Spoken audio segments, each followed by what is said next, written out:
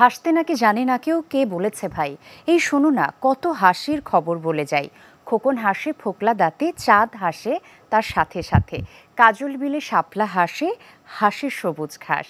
প্রিয় দর্শক, আপনাদের সকলকে স্বাগত জানাচ্ছি আরও একটি নতুন রূপকথার রাতে। বরাবরের মতো আপনাদের সাথে আছি আমি রুহানি সালসাবিল লাবণ্য। প্রথমেই হাসির কথা বলছিলাম, কেন জানেন? কারণ আজকে আমাদের পুরো আয়োজন জুড়ে হবে অনেক হাসাহাসি।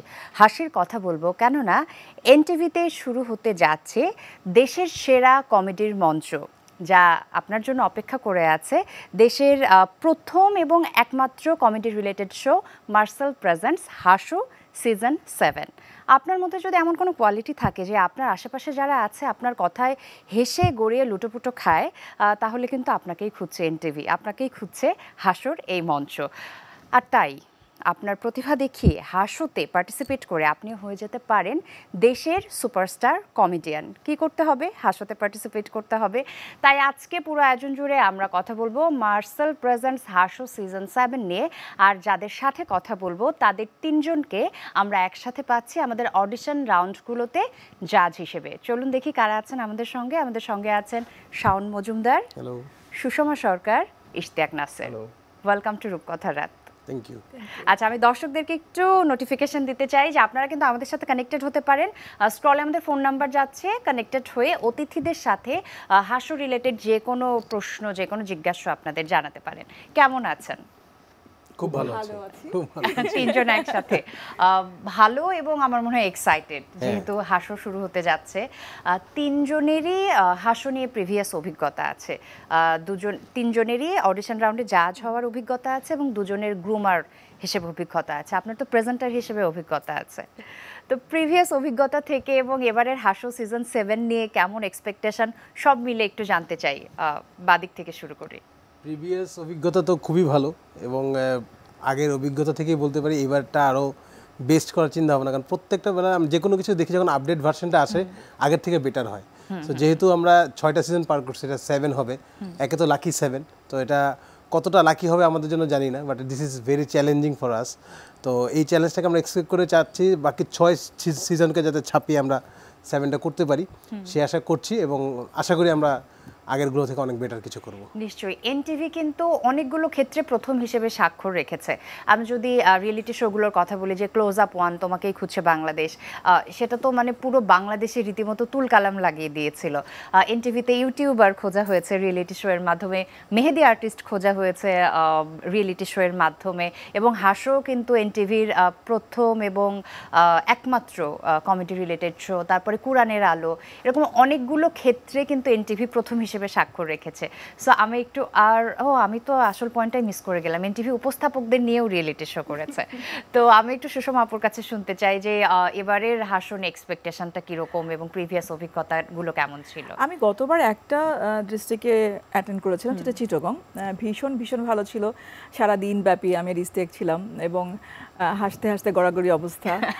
আমার এই জন্যই আসলে খুব বেশি এক্সাইটেড লাগছে যে এই যে 7টা ডিস্ট্রিক্টে যাব মানে এবং হাসবো এবং হার্ট আমার অনেক ভালো হয়ে যাবে। সেটা কিন্তু শুধু অন স্ক্রিনে না, একদম না, অবশ্যই অফ স্ক্রিনে। যাত্রা শুরু করব যেদিন থেকে, আমরা যে স্টার্ট করব সেদিন থেকে আসলে হাসা ইভেন একটু আগে থেকেই শুরু হয়ে গেছে আসলে। একদম প্র্যাকটিস না, এটা অটো।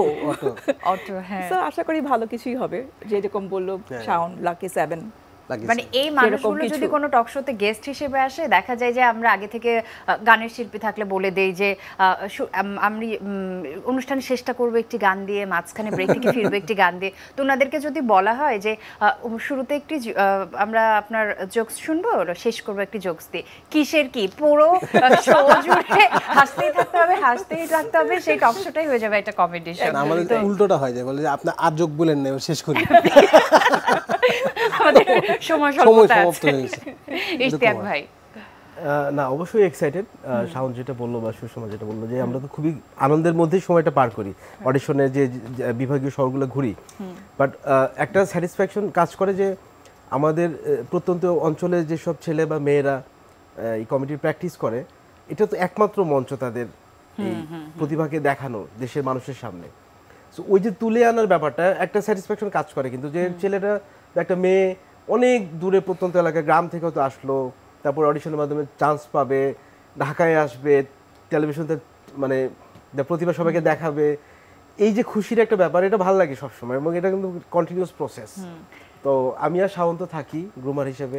হ্যাঁ, তো ওই যে নতুন ছেলে মেয়ে আসলো, প্রথম প্রথম কিচ্ছু বোঝে না, কি করতে হবে জানে না, আমরা যখন শিখাই ধীরে ধীরে তৈরি হয় এবং অনেক স্টার আমরা তৈরি করেছি। সো ওই জায়গা থেকে একটা মানে ভালো লাগা কাজ করে বেশি। আর এই যে স্টার তৈরি করা, আমার কাছে মনে হয় হাসতেই কিন্তু আসলে হাসো যেদিন শেষ হয়েছে সেখানে জার্নিটা থেমে যায়নি। আমরা অনেক স্টারকে আবিষ্কার করেছি এবং তারা দাপিয়ে কাজ করছে, সেটা অভিনয় হোক, সেটা কর্পোরেট শোতে স্ট্যান্ড আপ কমেডিয়ান হিসেবে হোক, নানা ক্ষেত্রে তারা কাজ করছে, সেটা খুব ভালো লাগা। আচ্ছা, অডিশন রাউন্ড তো শুরু হচ্ছে 23 সেপ্টেম্বর রংপুরে, প্রথম অডিশন জেলা শিল্পকলা একাডেমিতে সকাল 8টায় শুরু হচ্ছে। আমি জানি যে সারাদিন ব্যাপী। তো আমি একটু দর্শকদের জন্য বলতে চাই, এখানে কিন্তু কোনো এজ লিমিট নেই, আপনি যে কোনো বয়সের হতে পারেন। আপনি যদি আপনার মধ্যে সেই হাসানোর কোয়ালিফিকেশনটা থাকে, আপনি কিন্তু হাসোর একজন পার্টিসিপেন্ট হতে পারেন, বয়স সীমাটা থাকছে না। এবং আরও একটা ব্যাপার আমি মেনশন করি যে যারা অনলাইনে রেজিস্ট্রেশন করতে পারেননি কোনো কারণে, এটা নিয়েও কিন্তু কোনো চাপ নেই, আপনারা অন স্পটেও রেজিস্ট্রেশন করতে পারবেন। তো আপনারা রংপুরে যাচ্ছেন, কতটুকু এক্সাইটেড? খুবই এক্সাইটেড। আমি যেমন কখনো যাইনি রংপুরে, ফার্স্ট টাইম। আচ্ছা, ফার্স্ট টাইম, সেজন্য আমি বেশি এক্সাইটেড। যে আমি আরেকটু বেশি এক্সাইটেড কারণ হচ্ছে আমি লাস্ট সিজন 3-তে জাজ হিসেবে ছিলাম, 4, 5, 6 তিনটা সিজন আমি অডিশনে যাইনি। সো 3 সিজন পরে আবারও সেই জাজ হিসেবে যাওয়াটা, তো আমি একটু বেশি এক্সাইটেড। জনপ্রিয়তা মানে ঈর্ষণীয়, জাস্ট ঈর্ষণীয়। আমি তার সঙ্গে ছিলাম, মানে সবাই তাকে ইশতিয়াক ভাই মানে তার সামনে পারফর্ম করবে, এতেই মোটামুটি অজ্ঞান হয়ে যাওয়ার অবস্থা আর কি। তো ওই খুব ওগুলো আমরা আগে সেট করে রাখি, তাই না? আমরা সেট করে থাকি, এই জন্য আমরা অনেক খরচ করি। এই জন্য আগে উঠে যায়, মানে 8টায় কল থাকলে 6টায় উঠে যায়, উঠে গিয়ে যাদেরকে বলা হয়, ওরা ভাবে কি যে একটু বেশি তেল মারলে হয়তো বা আমাকে সিলেক্ট মানে করে ফেলবে, নাম্বারটা বেশি পাওয়া যাবে। তবে অডিশনে যেটা হয় যে মজা তো একটা আছে, আমরা সারাদিন কাজ করি। আমি ব্যক্তিগতভাবে আমি খুব ফুডি টাইপের, মানে প্রচুর খাই যে তা না, বাট আমরা খোঁজ খবর নেই যে কোন এলাকায় কোন আইটেমটা বেশি ভালো। হ্যাঁ, যেমন রংপুরে আমরা একটা মিষ্টির দোকান থেকে মিষ্টি খেয়েছি, আমার এখনো মনে আছে, এবারও খাবো। তারপর রংপুরের চটপটি যেমন আমার পছন্দ হয়নি, অনেক খোঁজাখুঁজি করে আমরা সন্ধ্যাবেলা গেলাম, দেন আমার কাছে মনে হচ্ছে না এটা রেটিং মানে এতটা দেওয়া যায় না, নেক্সট রাউন্ডে যেতে পারছে না। তো এই মজাগুলো হয়, কিন্তু আমরা যেতে যেতে যেখানে যেখানে মানে ভালো একটা আইটেম পাওয়া যায় যে খুব ফেমাস, আমরা সেটা খাই। মানে পুরো টিম এবার গিয়ার কোনো মানে দুশ্চিন্তা করতে হবে না যে কোনটা খেলে ভালো হবে, আগে থেকেই তো হয়ে গেছে যে। আর আমি এই গল্প শুনে এবার যেতে রাজি হয়েছি যে আমি 3 সিজন মিস করলাম, এত খাবার এবার মিস করা যাবে না। 3 সিজনের খাবার একবারে এবারে উসুল করে। তারপরে শাওন ভাই, সিজন 1-এ আপনি পার্টিসিপেট ছিলেন এবং বিশাল একটা জার্নি, সিজন 7 পর্যন্ত হাসোর সাথেই আছেন। একটু যখন পেছনে ফিরে তাকান, কেমন লাগে যে স্টেজের ওপার থেকে এপারে জাজের চেয়ারে, তার আগে ছিলেন মঞ্চে পারফর্মার হিসেবে? অ্যাকচুয়ালি পুরোটাই স্বপ্নের মতো লাগে। কখনো কল্পনাও করি নাই যে কোনোদিন জাজের চেয়ারে আসবো বা কোনোদিন গ্রুমার হব। মানে আমার একটা ইচ্ছা ছিল যে টিভিতে আমাকে একটু দেখাবে, ওইতেই আমি খুশি হব। হাসো 1 যখন আমি রেজিস্ট্রেশন করি, তখন আমার কাছে মনে হয়েছে যে আচ্ছা, প্রথমে কি স্ক্রিন টেস্টের জন্য ডাকা হয়েছিল যে স্ক্রিন টেস্ট দিয়ে যাও। তাই আমি আসছি এমনি যে চলে যাব, ঠিক আছে। পরে আবার অডিশন টিকলাম, তখন আমি ভাবলাম যে কীভাবে কী দেখে আমার নিল, আরে অদ্ভুত। পরে হলো ওয়াইল্ড কার্ডে বাদ পড়লাম, ফাইনালের আগে বাদ পড়লাম, ওয়াইল্ড কার্ডে রাখা হলো, ওয়াইল্ড কার্ড আবার বাদ দিল। পরে আমি বুঝলাম যে একবার বাদ দিয়ে মধ্যে 7 মিনিটে নাই, ওয়াইল্ড কার্ডে আবার বাদ দিছে। তো আমার কোনো ইচ্ছা ছিল না, বাট হয়ে গেছে। কোনো মানে হয় না, অনেকে আমি সবসময় বলি যে কেউ কেউ বলে যে ছোটোবেলা থেকে গান শিখতাম, বড় হয়ে আমি এখন গায়িকা হয়েছি বা গায়ক হয়েছি। তো ওরাই প্রফেশনটাকে চুজ করে, কিন্তু আমার ক্ষেত্রে উল্টো হয়েছে, আমার কাছে প্রফেশনটা আমাকে চুজ করে নিছে। আমি আসলে এখানে হাত পা বাঁধা ছিল, অটোমেটিকই চলে আসছে জায়গায়। এটা কিন্তু সত্যি, মানে আমি ওর সাথে অ্যাড করি। আপনার ক্ষেত্রেও সেম? অবশ্যই, আমার ক্ষেত্রে তো আমাদের সবার ক্ষেত্রে একই রকম। আমাদের রিয়েলিটি শোটা কিন্তু এরকমই যে মানে কেউ জানে না যে সে চান্স পাবে, চান্স পাওয়ার পর দেখা যায় যে মানে ওর একটা ফেস ভ্যালু তৈরি হয়, একটা পপুলারিটি তৈরি হয়। এই যে ধীরে ধীরে জার্নিটা শুরু হয়, এবং যারা ধরেন একটু মানে ধৈর্যশীল, এটাকে কন্টিনিউ করে, প্র্যাকটিসটাকে কন্টিনিউ করে, ওরা কিন্তু ওই যে আমাদের মতোই সবাই ভালো ভালো কাজ করছে। তবে ওর যেটা বললো যে প্রফেশন চুজ করার ব্যাপারটা, আমি যার ফ্যান, মানে আমি ফলো করি রাসেল পিটার্স, প্রখ্যাত একজন স্ট্যান্ড আপ কমেডিয়ান ইন্টারন্যাশনালি, উনি কিন্তু এরকম বলছে যে কমেডি আপনাকে চুজ করে নেবে, আপনি কমিটি চুজ করতে পারবেন না। অনেকেই চেষ্টা করে কিন্তু হয় না। সেটা এমন একটা ব্যাপার যে আমার মনে হয় ডেস্টিনি বলে কিছু যে থাকে তাহলে সেটা কাজ করে। এটা তো নিঃসন্দেহে সংস্কৃতির একটা মাধ্যম, তাই না? এবং যে যেটাতে ভালো করে বা যে যেটাতে পারে সামহাউ সেটা তার কাছে চলে আসে। প্রতিযোগীরা যারা সব থেকে বেশি টেনশনে আছে, যারা হাসতে পার্টিসিপেট করতে যাচ্ছে, তাদের মধ্যে আপনারা কি কি কোয়ালিটি খুঁজছেন বা জোক সিলেকশন করার ক্ষেত্রে তারা কি কি বিষয় মাথায় রাখবে? আমি বলি ছোট্ট করে, যেহেতু সর্বপ্রথম যেটা দেখা হবে ওর প্রেজেন্টেশনটা। অ্যাকচুয়ালি যেহেতু আমাদের এখানে টাইম লিমিটটা খুবই কম, আমাদের খুবই কম সময়ের মধ্যে অনেকগুলো এপিসোড আমাদেরকে রেডি করতে হয়। সুতরাং এখানে কেউ আসলে তাকে অ্যাক্টিং শেখানো, প্রেজেন্টেশন শেখানো, প্লাস কন্টেন্ট বানানো শেখানো, এই সব কিছু শেখানো এক তো কম সময়ের মধ্যে পসিবল হয় না। সো কেউ যদি অ্যাটলিস্ট প্রেজেন্টেবল হয়, যে একটা লাইন বা একটা জোক বা একটা কন্টেন্ট সে বলতে পারতেছে, হয়তো বা তার কাছে কন্টেন্টের অভাব থাকতেই পারে বা খুব শর্টেস্ট কন্টেন্ট থাকতে পারে, কিন্তু সে গুড প্রেজেন্টার, তাহলে সেক্ষেত্রে আমরা নিয়ে নেব। এবং তার কাছে যদি ইউনিক কন্টেন্ট থাকে তাহলে তো মোস্ট ওয়েলকাম। সো সর্বপ্রথম তাকে মাথায় রাখতে হবে যে আমি প্রেজেন্টেবল কিনা। সে অডিশনে আসার আগে মিনিমাম যে জোকটা সে বলতে চায় অডিশনে, তাকে মিনিমাম আয়নার সামনে 500 বার 1000 বার নিজে নিজে বলতে হবে, নিজের বন্ধু বান্ধবকে বলতে হবে, ফ্যামিলির সাথে শেয়ার করতে হবে, দেখতে হবে তাদের রিয়াকশন কী। তাদের রিয়াকশন যেই জোকটাতে পজিটিভ সেই জোকটা নিয়ে অডিশনে আসতে হবে। তাহলেই মনে হয় মানে সিলেক্টেড হওয়ার চান্সটা অনেক বেড়ে যাবে। মানে যেটা বুঝলাম, কন্টেন্ট সিলেকশনের ক্ষেত্রে সতর্ক থাকতে হবে, একটু চিন্তা করে সেটা সিলেক্ট করতে হবে। সুষমা আপুর কাছে চলে আসে যে আপনি একজন কন্টেস্ট্যান্টের ভেতরে কি কি কোয়ালিটি খুঁজবেন সেটা কিন্তু। আচ্ছা, একটা কল নিয়ে তারপরে শুনবো।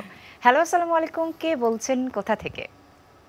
আসসালামু আলাইকুম, শুভরাত্রি আপা, ভালো আছেন? জি, ওয়ালাইকুম সালাম। জি, আমরা সবাই ভালো আছি, আপনি কেমন আছেন? আমি ভালো। আমি সাভার থেকে টুটুল ছিলাম। আপনার উপস্থাপনাটা খুব ভালো হচ্ছে, খুব মানে কোনো নার্ভাস নেই, একদম ঠান্ডা মেজাজের উপস্থাপনা, খুব ভালো লাগতেছে। জি, থ্যাংক ইউ সো মাচ। কথা বলুন। আমি সুষমা আপার কাছে একটা কথা বলতে চাচ্ছিলাম। আপা আসসালামু আলাইকুম।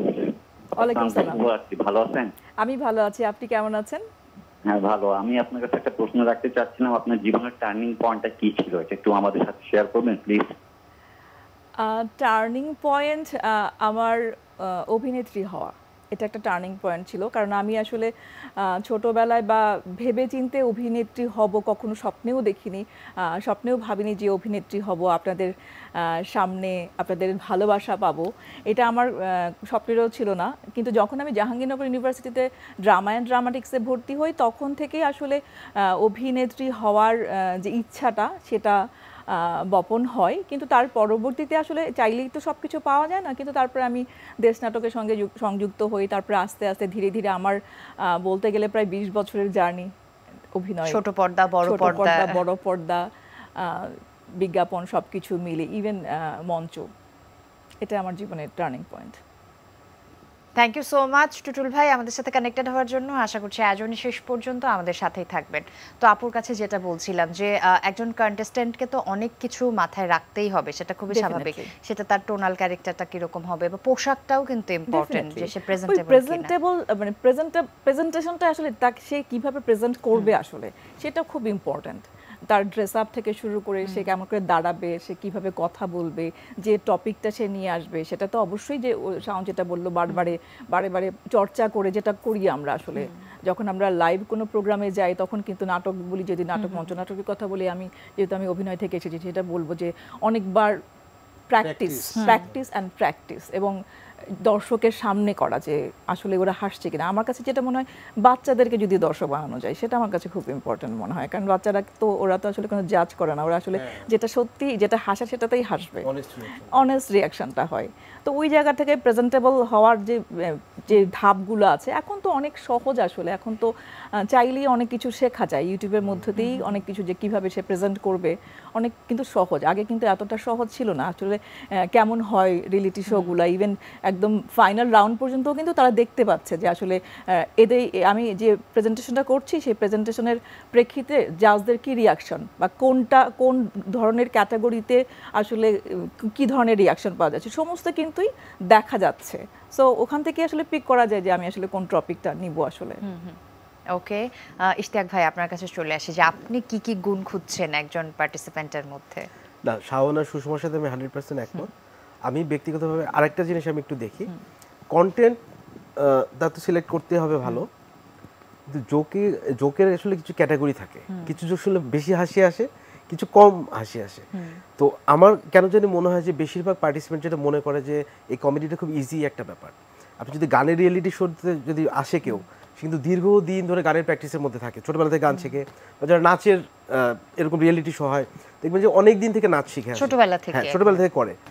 কমেডিতে এরকম প্র্যাকটিসের সুযোগ নাই, না। এবং ওরা যেটা করে যে আসার আগে এই একটা দুইটা জোক মুখস্থ করে চলে আসলো যে ঠিক আছে এটা খুব ইজি একটা ব্যাপার, গেলেই তো হবে, এরকম একটা ব্যাপার। শাওন যেটা বললো, হ্যাঁ অনেক তো রিহার্সাল করতে হবে, কিন্তু তাকে এই সিলেকশনটা করতে হবে খুব বুদ্ধিমত্তার সাথে। ইউটিউবে প্রচুর কন্টেন্ট পাওয়া যায়, আমাদের প্রিভিয়াস অনেক এপিসোডগুলো এখনো আছে, সেখান থেকে দেখে দেখে যে ভালো জোকগুলো যেগুলো বললে হাসবেই। কারণটা কি দেখেন, সারাদিনে শত শত পার্টিসিপেন্ট থাকে, আমরা তো এত সময় দিতে পারি না, আমরা বড় জোক 2টা কি 3টা জোক সর্বোচ্চ শুনতে পারি।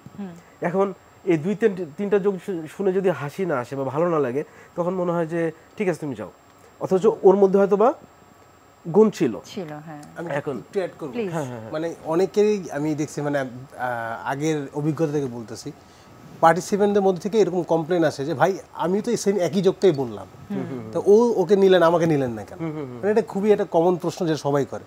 এটাই বলবো যে একই জোক বা একই কন্টেন্ট অনেকেই বলতে পারে, কিন্তু তুমি কেন টেকো না, কারণ তোমার থেকে ডেলিভারিটা তার বেস্ট, বলার ধরনটা ভালো, বলার ধরন ভালো ছিল, তার বডি ল্যাঙ্গুয়েজ ভালো ছিল, তার থ্রোয়িং ভালো ছিল, পাঞ্চ লাইনের আগে যে পজটা লাগে, অবশ্যই পাঞ্চ লাইন, মানে কমেডির ক্ষেত্রে পজ ব্যাপারটা অনেক ইম্পর্টেন্ট, যে কোথায় পজ করে পাঞ্চ লাইনটা ডেলিভারি দিতে হবে, ওই টাইমিংটা যদি সে বুঝতে না পারে তাহলে কিন্তু ওই হাসির এলিমেন্ট আর ক্রিয়েটই হবে না। সো দেখা যায় যে অনেকেই বলে যে ভাই সেম জোকটা আমিই বলছি, ও তো এই জোকটা বললো আমিও একই বললাম, নিলেন না কেন? তো তুমি যদি লিখে দিতা তাহলে তো আমি বুঝতে পারতাম না, যেহেতু তুমি পারফর্ম করতেছো সুতরাং তোমার থেকেও আলাদা। তো এই আলাদা ব্যাপারটা নিজের ভিতরে ইউনিকনেসটা ক্রিয়েট করতে হবে, যে একজন সবাই অনেকেই আসে দেখবে যে আবু হানার অনেকে কপি করতেছে হুবহু, কেউ এসে অন্য একটা সেলিব্রিটিকে কপি করবে, এই কপি জিনিসটা যারা করবে তারা প্রথমেই বাদ হয়ে যাবে। কারণ আমরা তো সেকেন্ড আবু হানা রনি আমরা চাই না, সেকেন্ড ইশতিয়াক নাসির আমরা চাই না, তোমার নিজের আইডেন্টিটি ক্রিয়েট করতে হবে। সুতরাং তুমি ইশতিয়াক নাসিরের জোকটাই বলো, তুমি নিজের স্টাইলে বলো, নিজে কি ক্রিয়েট করতে সেভাবে বলো, তাহলেই সম্ভাবনা থাকে, পারফরম্যান্স ম্যাটার্স। আচ্ছা, ইশতিয়াক ভাইয়ের সাথে কথা বলছিলাম, উপস্থাপক হিসেবে আমার যেটা মনে হয় যে স্টেজে যখন আমি পারফর্ম করি, যে লাস্ট রোতে যিনি বসে আছেন তিনি কি আমাকে কমিউনিকেট করতে পারছেন কিনা, সেটা কিন্তু আমার কাছে মনে হয় ইম্পর্টেন্ট।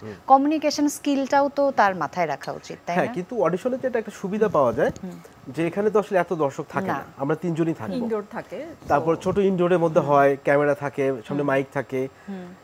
সাউন্ড যেটা বললো সেটা হচ্ছে স্বতঃস্ফূর্তভাবে যদি মজা করে ডেলিভারিটা দেয় তখন কিন্তু ভালো লাগা তৈরি হয়, না একে দিয়ে হবে হয়তো না, ওইটা খুব ইম্পর্টেন্ট। এবং স্বকীয়তাটা খুব বেশি ইম্পর্টেন্ট, যেটা শাওন বলে, এটা এর কোনো বিকল্প নেই। কপি আসে অনেক, কিছু কিছু ছেলে মেয়ে আসে, দেন ওরা হচ্ছে মিমিক্রি খুব করে, ধরুন অমুক নায়কের হুবহু ওই রকম একটা প্যাটার্ন তৈরি করে আসে। আমি একজনকে চিনি, সে বারবার অডিশনে আসে এবং ওকে আমি না করে দিই, এমনি ওর মধ্যে অনেক ক্ষোভ আছে, কিন্তু এরকম অনেক শুধু মিমিক্রি করে। আমি ওদের জন্য বলবো যে দেখেন, মিমিক্রি অবশ্যই একটা যোগ্যতার ব্যাপার, এটাকে কমেডিক এলিমেন্ট বানাতে হবে আপনাকে। শুধু একজন নায়কের বডি জেস্চার বা কথা বলা যদি আপনি অনুকরণ করেন, মজাটা কোথায়? এই জন্য আমরা তখন কিন্তু নিতে পারি না। এবং আচ্ছা, এই প্রসঙ্গে আসবো যে আমরা অনেক ক্ষেত্রে দেখি কি অনেক লেজেন্ড সিঙ্গারকে কপি করা হচ্ছে, সেই গানটাকে মানে তাকে কিন্তু আর আমরা ওইভাবে মানে সামনের দিকে এগোতে দেখি না, কারণ কিন্তু নিজের আইডেন্টিটি ক্রাইসিস বা নিজেই কিন্তু লস্ট হয়ে গেল, তাকে প্রেজেন্ট করা হলো, সেই লেজেন্ডকে প্রেজেন্ট করা হলো। একটা কল নিয়ে এই প্রসঙ্গে আরো কথা বলবো। হ্যালো, আসসালামু আলাইকুম, কে বলছেন, কোথা থেকে বলছেন? আসসালামু আলাইকুম, আমি বগুড়া থেকে বলতেছি, আমার নাম আইয়ুব। আচ্ছা, অনেক অনেক স্বাগত রূপকথার রাতে। কার সাথে কথা বলবেন? আমি সন্ধ্যার সাথে একটু কথা বলতাম। আচ্ছা, কথা বলুন। জি বলুন।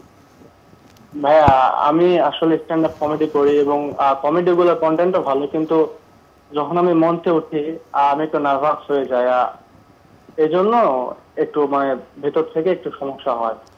যদি সত্যি হ্যাঁ হ্যাঁ বলুন বলুন বলেন। এটাই মেইনলি নার্ভাসনেস, এটাই আমাকে মানে মেইনলি এই কমেডি করতে আমার সমস্যা হয়। তাছাড়া আমি মোটামুটি নিজের কন্টেন্ট ক্রিয়েট করি বা বিভিন্ন ক্ষেত্রে ঠিক থাকে। আচ্ছা, মেইন সমস্যাটা হচ্ছে আপনার ওই নার্ভাসনেস, গা পা ঠান্ডা হয়ে যায় আর একটু পা কাঁপাকাঁপি করে, ঠিক আছে?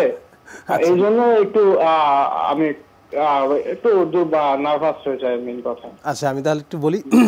মানে যদি সত্যি সত্যি আপনি স্টেজে উঠলে পা কাঁপে, নার্ভাস হন, তাহলে আপনার খুব রাইট ট্র্যাকে আছেন। কারণ যদি আপনি পারফরমেন্স আগে নার্ভাসনেস নাই হয় তাহলে বুঝতে হবে যে আপনি পারফরমেন্সটা রেডি নেই। ঠিক আছে, আমি এখন পর্যন্ত মানে আমার 10 থেকে 14 বছর হয়ে গেল, আমার এখনও কোথাও পারফরমেন্স করতে ওঠার আগে আমার গলা শুকাবে, আমার হাত পা কাঁপবে, এখন স্টিল আমি নিজেও জানি না। এই একই পারফরমেন্স আমি হাজারবার করছি, একই স্টেজে এত হাজার হাজার মানুষের সামনে করছি, তারপর ওঠার আগে নার্ভাসনেস। তো আমার কাছে মনে হয় কি, যে কোনো আর্টের প্রতি যদি শ্রদ্ধা থাকে, আপনার কাজের প্রতি শ্রদ্ধা থাকে, সেটা করার আগে আপনার নার্ভাসনেস আসবেই, ভয় আসবেই। সো এটা গুড সিমটম, বাট এটার জন্য কী করতে হবে, আপনার নার্ভাসনেসটা কমানোর জন্য প্রচুর প্র্যাকটিস করতে হবে। তারপর দেখবেন যখন সেটা ওঠার আগ পর্যন্তই নার্ভাসটা থাকবে, সেটা ওঠার পরে আপনি কিং হয়ে যাবেন। So do practice, do practice, do practice. Thank you so much আমাদের সাথে কানেক্টেড হওয়ার জন্য। আপনার কোয়েশ্চেনের আনসার পেয়ে গেছেন। আশা করছি আয়োজনের শেষ পর্যন্ত আমাদের সাথেই থাকবেন। আমি আপনার সাথে 100% একমত। আমার কাছে মনে হয় কি, নার্ভাসনেস মানে সেটা সিরিয়াসনেস। আমি যে কাজটা নিয়ে সিরিয়াস থাকি, যে ইভেন্ট নিয়ে, যে শো নিয়ে আমি সিরিয়াস থাকবো, সেটা কিন্তু পারফরমেন্সের আগে আমাকে টেনশন দেবে। সেটা যদি আমার মাথা ব্যথার কারণই না হয়, তাহলে কিন্তু আমার পারফরমেন্সটাও ভালো হবে না। এবং এটাও ঠিক, আসলে মঞ্চে ওঠার আগ পর্যন্ত সেই নার্ভাসনেসও থাকে, বাট উঠে গেলেই কিন্তু আর সমস্ত কিছু নাই, জাস্ট সব কিছু নাই হয়ে যায়। তখন ওই প্র্যাকটিসটাই কাজে লাগে, এতক্ষণ যে প্র্যাকটিসটা করেন সেটাই তখন পারফর্ম করা। আচ্ছা, প্র্যাকটিসের কথা এলো, আর শাওন ভাই তখন আপনি একটা কোয়ালিটির কথা বলছিলেন যে থ্রোয়িংটা কেমন হবে। এই যে থ্রোয়িংটা তো খুবই জরুরি একজন পারফর্মারের ক্ষেত্রে। তো আমি একটু জানতে চাচ্ছি যে এই কোয়ালিটিটা ইমপ্রুভ করার জন্য কিভাবে তারা আসলে প্র্যাকটিস করবে, বা কি টেকনিক ফলো করতে পারে? শ্যাডো প্র্যাকটিস সবচেয়ে বেস্ট। মানে আপনাকে দেখিয়ে দেবেন, আয়নার সামনে দাঁড়িয়ে প্র্যাকটিস। আয়না নাই, মানে যেটা হয় কি, আমি যেটা করি, মানে এখনও করি, আমি জানি না আমার ফোবিয়া হতে পারে। আমি যদি ওয়াশরুমে যাই, আমার আয়নার সামনে যদি ব্রাশও করতে থাকি না, আমি এক্সপ্রেশন চেঞ্জ করি। আমি দেখি আমার কোন এক্সপ্রেশনটা আমার কাছে ভালো লাগে, যে আমি যদি এই লাইনটা বলার সময় কোন এক্সপ্রেশনটা ভালো লাগতেছে। অনেক সময় দেখা যায় যে একটা জোক আমি ইস্তেক ভাই থেকে শুনলাম, আমার খুব মজা লাগছে, কিন্তু আমি যখনই আমার আয়নার সামনে পারফর্ম করি, আমার নিজের কাছে ভালো লাগতেছে না। যে সেম জোকটা ইস্তেক ভাই এত সুন্দর করে বললো, সবাই হাসলো, কিন্তু আমি বলতেছি আমার নিজের কাছে ভালো লাগতেছে না। তখন বুঝতে হবে এই জোকটা আমার জন্য না, আমি হয়তো অন্য কিছু চুজ করবো যেটা আমার সাথে যায়, আমার এক্সপ্রেশনের সাথে যাচ্ছে। আমি নিজেকে দেখে ভালো লাগতেছে না, ঠিক আছে, এটা দেখলে মানুষ হাসতে পারে। তো আমার মনে হয় এই প্র্যাকটিসটা সবচেয়ে জরুরি। মানে নিজেকে নিজে জাজ যখন করতে পারবো, তখন অন্যদের সামনে আমি প্রেজেন্ট করতে পারবো। একেবারে। আচ্ছা, রংপুরের পরে তো আপনারা রাজশাহীতে যাবেন। 25 তারিখে রাজশাহীর অডিশন জেলা শিল্পকলা একাডেমিতে। রাজশাহীর পার্টিসিপেন্টদের প্রতি কি আলাদা কোনো এক্সপেকটেশন আছে, বা কি? রাজশাহীর ভাষাটাই এত মজার, আমার রাজশাহী নিয়ে আমি খুবই চাপাই। হ্যাঁ, ওখানে কি ওই ল্যাঙ্গুয়েজেরই বেশি আসে? হ্যাঁ, ওই ল্যাঙ্গুয়েজের বেশি আসে, এবং শুনতে এত ভালো লাগে, আমারও খুব ভালো লাগে। ওরা দন্তের সঙ্গে তালবস্য দিচ্ছে। ওদের জন্য সবচেয়ে বেশি প্লাস পয়েন্ট কি, আমার ইভেন সব অঞ্চলের ভাষাই আমার কাছে খুব ভালো লাগে। নোয়াখালীর ভাষা আমার কাছে খুব ভালো লাগে, চিটাগংয়ের ভাষাও, মানে আমাদের মিডিয়ার জাতীয় ভাষা। হ্যাঁ, খুবই ভালো লাগে, আমার খুব সুইট লাগে। বেসিক্যালি হয় কি, নোয়াখালী থেকে কেউ আসলো, তাতে কিন্তু কোনো প্রবলেম নেই, রাজশাহী থেকে আসে কোনো প্রবলেম, কিন্তু তারা এসে একদম শুদ্ধ ভাষায় বলতে চায়, তখন তার জন্য এটা হয়ে যায় অনেক বড় ব্যারিয়ার। তো এই ব্যারিয়ারটা ক্রিয়েট করার কোনো মানে হয় না, কারণ আমরা সবাই বাংলাদেশি, রাজশাহীও বাংলাদেশের অংশ, নোয়াখালীও বাংলাদেশের অংশ। তো তুমি যখন বাংলাদেশকে প্রেজেন্ট করবা, তখন তোমার ভাষা রাজশাহীর হতেই পারে, বাট তোমাকে মানে যেটা নজর দিতে হবে কন্টেন্টটা, তোমার ভাষাটা, এটা তোমার প্লাস পয়েন্ট, এক্সট্রা মার্ক। তুমি এই ভাষাটাকে যদি ইউজ করে, এই টোনটাকে ইউজ করে, যে মানুষের ভিতর থেকে লাফটারটা এক্সট্রা নিতে পারো, এটা তোমার এক্সট্রা প্লাস পয়েন্ট। এটা করে কি, অনেকে মনে কি লজ্জা লাগে যে আমি রাজশাহীর ভাষায় বলবো, হ্যাঁ, হীনমন্যতা, যে আমি নোয়াখালী ভাষায় বলবো। Don't do it. তুমি আমার দেখবে নর্মাল একটা জোক কেউ শুনে হাসছে না, নোয়াখালী ভাষায় বললেই হাসবে। রাজশাহীর ভাষায় একটু টোনটা পাইলেই দেখবে মানুষজন একটু বেশি মজা পাচ্ছে। So this is plus point. তার মানে আঞ্চলিকতায় কোনো সমস্যা নেই, যেটাই পারফর্ম করছো সেটা কনফিডেন্স নিয়ে করতে হবে। আমাদের লাস্ট সিজনই প্রমাণ আছে, আমাদের ফৌজু চিটাগাঙে, ও কিন্তু একদম চিটাগাঙের মোটামুটি ভাষায় বলতো। পার্থ হচ্ছে সিলেটের, রানার আপ হলো, রবিন হচ্ছে রাজশাহীর। সো তিনজনই তিন এলাকার, এবং ওরা লোকাল ল্যাঙ্গুয়েজ, একদম এটাই তাদের প্লাস পয়েন্ট ছিল। আর রবিন কিশোরগঞ্জের, কিশোরগঞ্জ পড়াশোনা করতে রাজশাহী। আচ্ছা, সো ও যে কিশোরগঞ্জের লোকাল যে একটা টোনে কথা বলতো না, এটাই মজার লাগতো, বেশি ভালো লাগতো, খুব ভেরি জেনুইন, স্বতঃস্ফূর্ত থাকো, এটাই কথা। পার্থর একটা ওয়ার্ড ছিল ওটাত করে, ওই ওটাত করে দিয়ে কিন্তু অনেক দূর আগে। হঠাৎ বলতে পারতো না, আমরা প্রত্যেক এপিসোডে ইউজ করতাম, মানে এই লাইনটাকে আমরা কোনোভাবে ট্যাগ করতাম, এটা দেখে ওকে ফেমাস করে দিয়েছি। মানে দুর্বলতাকে কিন্তু শক্তিতে পরিণত করা যায়, সেটার একটা এক্সাম্পল। এখন তো বরং আমি বলবো, যারা শুদ্ধ ভাষায় কথা বলে, তারা তো হয়তো কোনো আঞ্চলিকতা জানে না, তাদের জন্য কিন্তু এটা ব্যারিকেড আমি বলবো, যে ওই তো ওই ভাষাটা জানে না। যেমন আমার ক্ষেত্রে যেটা হয়, যে এখন তো নানা ভাষায়, মানে নানা আঞ্চলিক ভাষায় হচ্ছে গিয়ে নাটক অনেক বেশি হয়, তো সবাই জিজ্ঞেস করে নোয়াখালী পারো, না আচ্ছা এটা পারো না কি পারো আমি বলছি, আমি তো ধামরাই আমার তো মানে একদমই কোনো স্পেশাল নাই স্পেশালিটি অডিশনেই বাদ অডিশনেই বাদ এবং এটা স্পেশালিটি নাই সত্যি সত্যি হয়েছে আমার সাথে আচ্ছা একটা কল নিয়ে নিই, তারপরে আমি আপনার কাছে আসবো, এই গল্পটা শুনবো। হ্যালো, আসসালামু আলাইকুম, কে বলছেন, কোথা থেকে বলছেন? হ্যালো, আসসালামু আলাইকুম। আমি জি, বান্দরবান থেকে বলছি। আমার নাম মিজান। ভালো আছেন আপু? জি, আমরা সবাই ভালো আছি, আপনি কেমন আছেন? জি আছি আলহামদুলিল্লাহ। আমি কার সাথে কথা বলবেন শাওন আজকে? ভাইয়ের সাথে কথা বলতে চাই। আচ্ছা বলুন, শাওন জি, ভাই বলুন। শুনতে পাচ্ছেন। হ্যালো শাওন ভাই। হাই। হ্যালো, আসসালামু আলাইকুম। শাওন ভাই বান্দরবান থেকে বলছি। কেমন আছেন? আপনি কি স্বাগত একজনই না আপনাকে। দুইজন? আমি বুঝতে পারতেছি না কি একজন বন্ধু আছে বন্ধু? হ্যাঁ পাশে। আচ্ছা বলেন বলেন। কি আমার কথা শুনতে পাচ্ছেন? একটু স্পিডে লাউড, বলে ফেলছি ভাই। জি জি জি, লাউড এন্ড ক্লিয়ার, আপনি বলেন প্লিজ। হ্যালো, শুনতে পাচ্ছেন? হ্যাঁ হ্যাঁ শুনতে পাচ্ছি, জি বলুন আপনার প্রশ্নটা। হ্যাঁ, আপনি যখন মিরাক্কেলে ইন্ডিয়াতে শো করতেন, ইশতিয়াক ভাই আপনাকে দুইজনকে আমি তখন থেকে দেখি আর কি। হ্যাঁ আচ্ছা, থ্যাংক ইউ। তো আমার একটা চাহিদা আপনার কাছে, আপনি একটা যদি জোকস, যদিও এখানে জোকসের অনুষ্ঠান নয়, তারপর একটা যদি জোক শোনান খুশি হবো। আর কিছু না। আচ্ছা, আমার শোনাবো ছোট করে অবশ্যই। একটা যদি শোনান। ইস্তেক ভাইয়ের কাছে শুনতে চাই। ইস্তেক ভাই, ইস্তেক ভাই। থ্যাংক আচ্ছা ইউ সো অবশ্যই মাচ। শোনাবো, অবশ্যই আপনি শোনাবো। আজ যদি শেষ পর্যন্ত সাথে থাকেন, অবশ্যই জোকস তো হবেই, ওনারা আছেন আমাদের সাথে, জোকস হবে না এটা কোনো কথা? আচ্ছা ইশতিয়াক ভাই, আপনি বলছিলেন আপনার একটা এক্সপেরিয়েন্স শেয়ার করবেন, ওই যে ভাষাগত কোনো একটা বিষয়। তো যেটা হচ্ছিল যে এই একজন ডিরেক্টরের সাথে আমার কথা হচ্ছিল একটা ধারাবাহিকে কাজ করার ব্যাপারে, সব ঠিকঠাক। তো বললো যে তুমি কি কি ল্যাঙ্গুয়েজ জানো ঢাকায় আর বাইরে? আমি বললাম যে আমি ঢাকায় আর বাইরে, আমি ঢাকায় পারি, আমি কুষ্টিয়ারটা পারি, আমার দেশের বাড়ি কুষ্টিয়া। আমি প্লাস পয়েন্ট যে কলকাতার ল্যাঙ্গুয়েজটা বলতে পারবো, যেহেতু আমি দীর্ঘদিন ছিলাম ওখানে, ওটা আলাদা টোন আছে। নোয়াখালী কাজটা আমার কাছে হাতছাড়া হয়ে গেছে। আপনি নেক্সট আর রাউন্ডে আমি যেতে একবার পারেন। নোয়াখালী বলতে গিয়ে এত বাজে অবস্থা হয়েছে আমার, যে পরে আমি চিন্তা করছি যেটা আমি পারি না, যে ভাষাটা আমার রপ্ত নাই, সেই ভাষায় আসলে অভিনয় করতে যাওয়া ঠিক না, একদমই না। কারণ এত প্রেসার, ভাষার প্রেসারে আর অ্যাক্টিং হয় না। হাসানি কমেডিতে হাসা, এটা কিন্তু কাজে লাগে, কমেডিতে এটা খুব কাজে লাগে। একেবারে হাসা। আচ্ছা, স্বতঃস্ফূর্ততা ভীষণ জরুরি। ভীষণ জরুরি। আচ্ছা সুষমা আপুর কাছে শুনি, যেহেতু মঞ্চের অভিজ্ঞতাটা আছে, শাওন ভাই যেরকম প্রতিযোগীদের জন্য সাজেশন দিলেন যে প্র্যাকটিস করতে হবে আয়নার সামনে এক্সপ্রেশন গুলো, আপনি কি কি সাজেশন দেবেন কন্টেস্টেন্টদের জন্য? আয়নার সামনে প্র্যাকটিস আমরা সবাই করি, ইভেন এক্সারসাইজ, ভোকাল এক্সারসাইজ, মানে ফেসিয়াল এক্সারসাইজ, সেগুলো তো কি কি ধরনের এক্সারসাইজ করতে পারে তারা আপু? অনেক রকম, মানে ভোকালেরই অনেক রকম এক্সারসাইজ করতে পারে। তারপর এক্সপ্রেশন খুব ইম্পর্টেন্ট, বিশেষ করে ফেসিয়াল এক্সপ্রেশন ভীষণ ভীষণ ইম্পর্টেন্ট। মানে যেহেতু আমি আরেকজনকে হাসাচ্ছি, মানে আমার কি দেখে আসলে লোকজন হাসবে সেটা আগে আমাকে আইডেন্টিফাই করতে হবে, যে আমার কোন বিষয়টা দেখলে আসলে মানুষ হাসে, যে আমি চুপ করে থাকলে হাসে, বা আমি মুখ ফুলিয়ে কথা বললে হাসে, বা কেমন করলে হাসে, আসলে কেমন করলে আসলে হাসিটা পায়, সেটা আগে নিজেকেই ঠিক করতে হবে, নিজেকেই বের করতে হবে যে আমার এইটা দেখলে লোকজন হাসে। তো ওইটা একটা আমার কাছে মনে হয় খুব ইম্পর্টেন্ট থিং, যে আসলে আমার কোন দিকটা আসলে, যেমন ওই যে বললো যে একটা টোন, একটা টোন হতে পারে, একটা ম্যানারিজম হতে পারে, এনিথিং, বাট সেটা তাকেই বের করতে হবে যে আমি কি কোন ম্যানারিজম করব, আমি কি ভোকালে কিছু করব নাকি আমি এক্সপ্রেশনে করব, নানা রকম কিছুতেই। কারণ হাসানো মানুষকে এটা একটা আমি বলবো কঠিন একটা ব্যাপার সত্যিকার অর্থে। যারা করে, যারা হাসায়, তাদের কাছে হয়তো পান্তা ভাত, বাট যারা পারে না, কারণ আমি এরকম অনেক দেখেছি যে বন্ধু মহলে যে প্রথমে বলতো যে আগে হেসে নেবো, মানে তার জোকস এতই বাজে ছিল যে ও যখন বলতো যে আমি একটা জোকস বলবো, আচ্ছা আগে কি হেসে নেবো, তো এরকম সংখ্যাও তো প্রচুর আছে। তো আমি বলবো যে এটা খুব খুব কঠিন একটা কাজ। আমার বড় ভাই আছে যে কোনো কথা বলার আগে, মানে আমরা একটা আলোচনায় আছি, মাঝখানে এই একটা মজার কথা শোন, তারপর এত বোরিং কথা শুরু করে একটা, প্রত্যেকবার বলে মজার কথা, আমরা আগে বলি আগে নিজে বলো, ভাবো যেটা মজা নাকি, তারপরে বল, মানে এটা কিন্তু একটা সাজেশন। হ্যাঁ এটাও সাজেশন, যে সিরিয়াসলি এই যে আপু বললো যে এক্সপ্রেশনের ব্যাপারে, অনেকেই এই কথাটাকেই বিভিন্ন মিনিং এ নিয়ে নেবে। এখন এক্সপ্রেশন দেখাইতে গিয়ে তোমাকে বুঝতে হবে তোমার টেস্ট সবচেয়ে ভালো, প্রথমত যে আমার টেস্ট কি।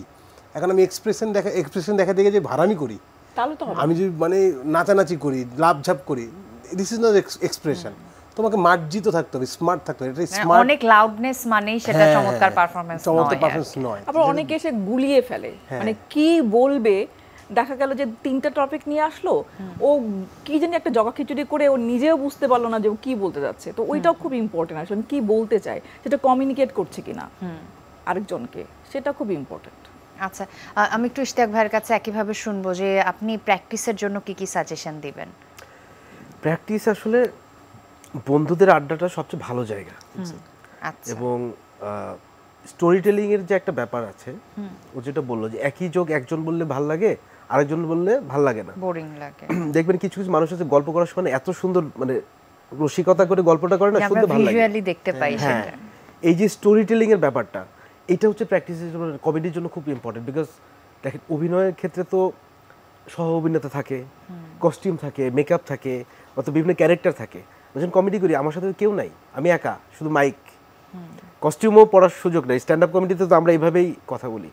একমাত্র যেটা করতে পারি স্টোরি টেলিংটা, যে গল্পটা বলবো সবাইকে যেন দেখতে পারে হ্যাঁ এই হচ্ছে, তখন মজাটা পাবে।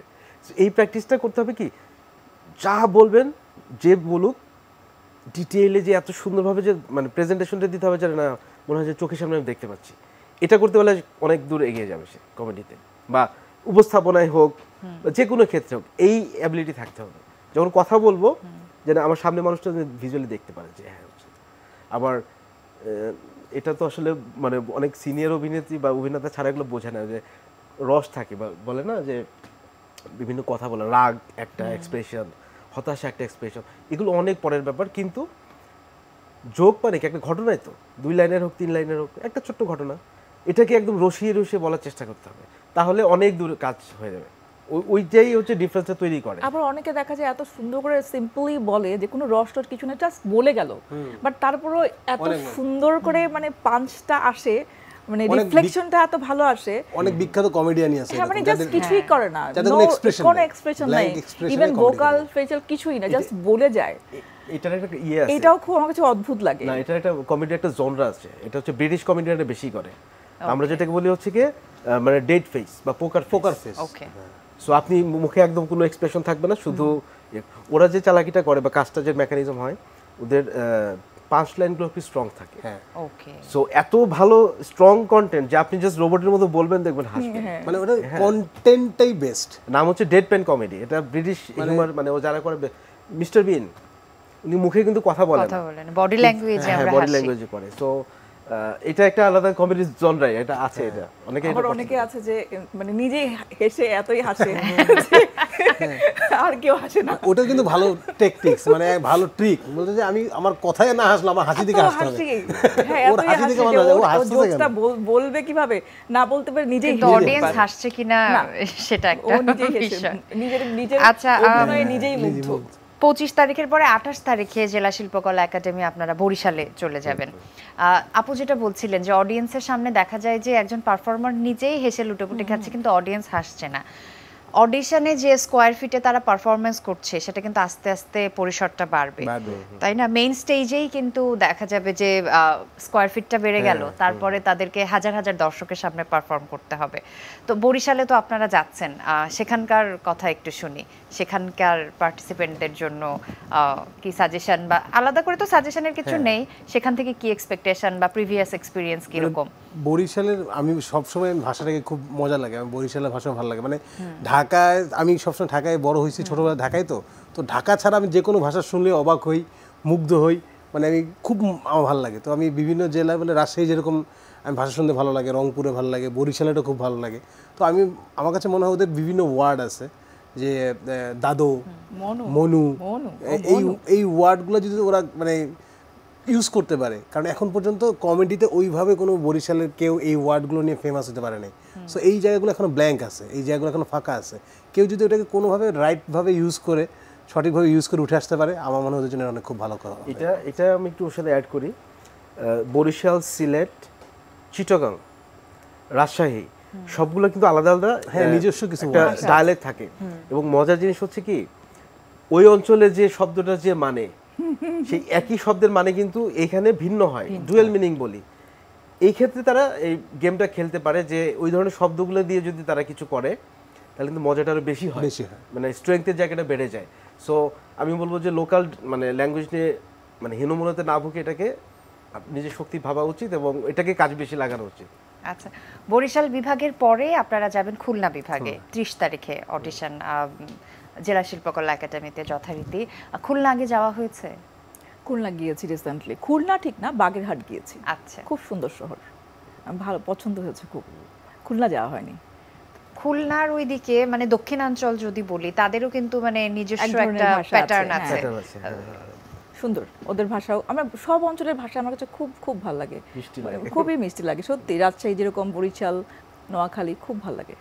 আচ্ছা, খুলনা বিভাগের পরে 3 অক্টোবর জেলা শিল্পকলা একাডেমি চট্টগ্রাম বিভাগ, তারপরে 5 অক্টোবর হচ্ছে সিলেট বিভাগের জেলা শিল্পকলা একাডেমিতেই, আর 8 অক্টোবর কেন্দ্রীয় কচিকাচার মেলা মিলনায়তন সেগুনবাগিচা ঢাকা।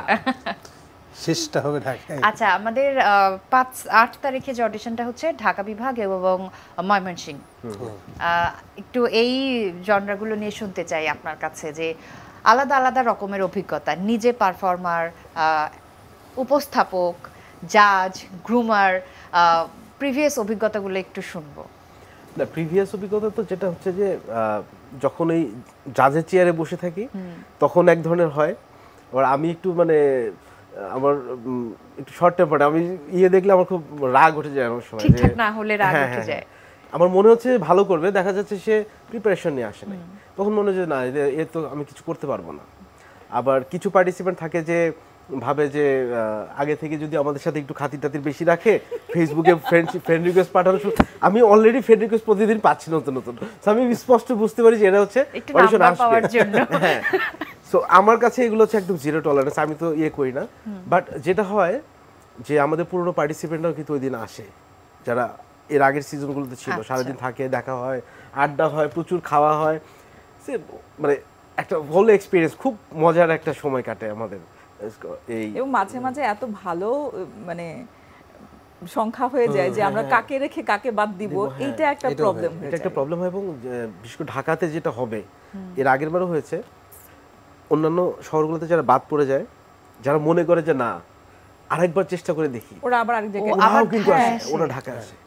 এমনিতে তো ঢাকাতে আমাদের পার্টিসিপেন্ট অনেক বেশি থাকে, ডেডিকেশনের জন্য কিন্তু একটু তাদেরকে এক্সট্রা খাতির করাই যায়।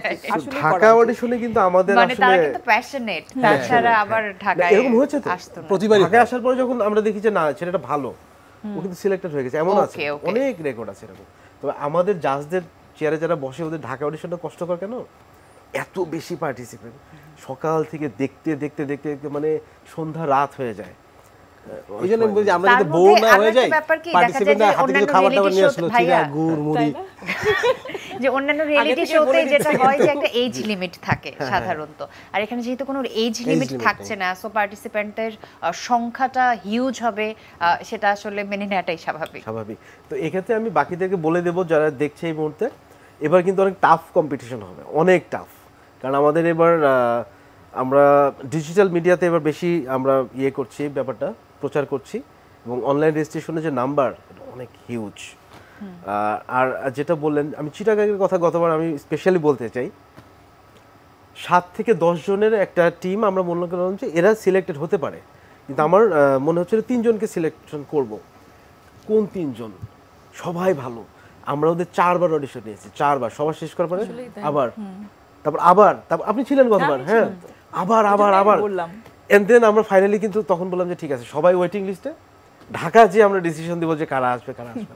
ইট ওয়াজ টাফ একটা প্রতিযোগীর সংখ্যা অনেক বেশি, তবে সে যদি কনফিডেন্ট হয়, প্র্যাকটিসটা প্রপারলি করে, তাহলে মনে হয় কোনো কিছু কঠিন না বা টাফ না, তাই না? নিজের পারফরমেন্সটা 100% দিতে পারলে জাজরা কিন্তু সেই কোয়ালিটিটাকে লুফে নেবে নিঃসন্দেহে। এবং আমরা কিন্তু দেখে বুঝি যে ধরেন হয়তো অ্যাক্টিং এর একটু খামতি আছে, ঠিক আছে এটা আমরা দেখে নেব, বা একটু নার্ভাস হতেই পারে, খুব স্বাভাবিক, কিন্তু শাওন যেটা বললো ওভারঅল তার প্রেজেন্টেশন মানে ওই জায়গাটা আছে কিনা, ইউনিক কিনা। এবং এক্ষেত্রে একটা নাম বিশেষভাবে উল্লেখযোগ্য, গত সিজনের পার্থ, সিলেট থেকে আমরা ওকে সিলেক্ট করেছিলাম। পার্থ প্রথম এপিসোডের পরেই কনফার্ম যে বাদ পড়ে যাচ্ছে, বিকজ ওর একটু উচ্চারণের সমস্যা ছিল, এবং একেবারে দেশি ভাষায় কথা বলতো, অনেক কিছু বোঝা যেত না কি। আমরা রিকোয়েস্ট করলাম যে না, আমার মনে হচ্ছে এটা ভালো করবে, ওকে রাখেন। তারপরের এপিসোডে কনফার্ম বাদ, মানে ওর কথা কেউ বুঝতে পারে না, আমাদের জাজেসরা তো খুব বিরক্ত। আমরা আবার রিকোয়েস্ট করলাম যে না, আরেকবার শেষ সুযোগ দেন।